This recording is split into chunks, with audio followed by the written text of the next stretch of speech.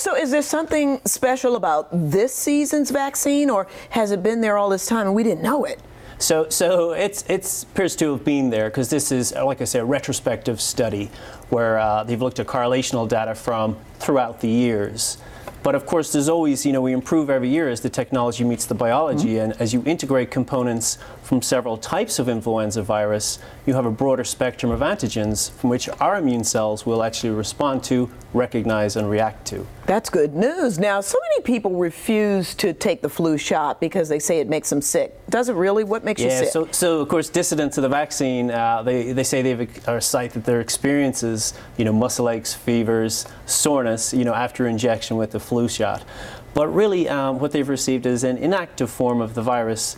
So really, I suppose the nature and intensity of those experiences or symptoms will be far, far worse if they actually experience the actual flu. So does everybody get that? I know the very first time I got sick, and I've never been sick since. After that, yeah, so for one day. Often people are always sensitized the first time to any type of drug. So a lot of times it does happen, it's common, but it's minor as opposed to the rare instance when there can be allergic responses to the actual type of virus or the actual egg protein from which the virus is purified from. Any other adverse effects, side effects from the flu shot? No, only in the very rare instances. I think, the CDC, the World Health Organization, they're all in agreement that the therapeutic potential of the vaccine, far exceeds the risks, and this shows an added benefit if you can decrease the incidence of heart attack. And why do you have to take it every year? I mean, it doesn't last beyond a year, like 12 months clockwork, gone? So simply put, the influenza virus has very much a competitive advantage over our ability to design drugs. And the virus has its own genome, and this evolves and mutates at such a fast rate.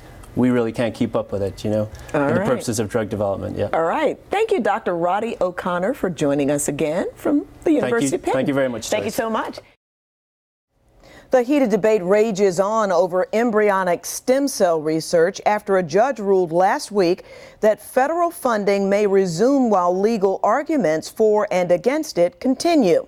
But can a brand new discovery using human skin make that argument over using embryos moot? Joining us now is Dr. Roddy O'Connor, a researcher at the University of Penn. Welcome to you, sir. Thank you, Joyce. Okay, so scientists have been working on reprogramming human skin cells for the past 3 years or so. So what happened just in the past few days to make it a breakthrough? Yes, this innovative discovery sheds new light on the question, can we generate cells for tissue repair?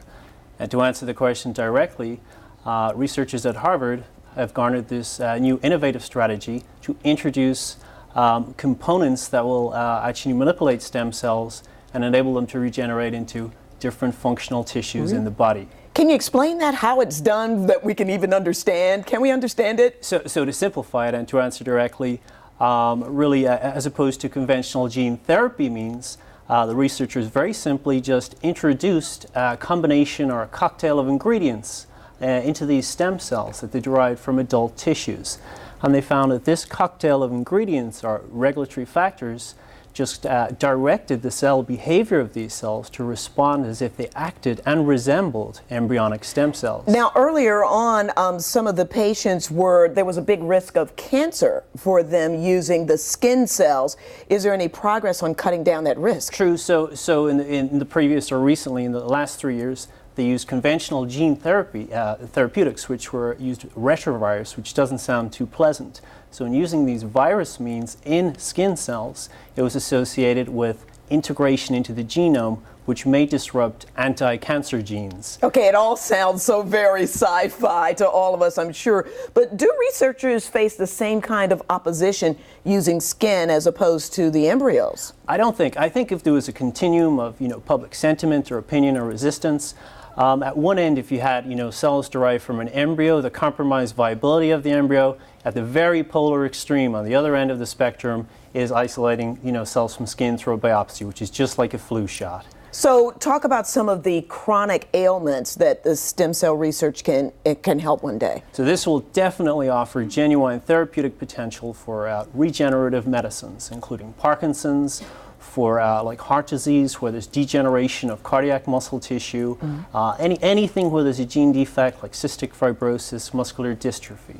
So definite veritable therapeutic potential. How much work is yet to be done before we see it full force? I think even in looking at this recent innovative research, they need to really extend their findings. They need to use animal models or human patients, so cell transplantation, and show more evidence in vivo, if you like, that these cells can actually differentiate into cardiac cells, into neurons, and into functionally competent muscle cells. Very quickly, how far are we away from that, do you think?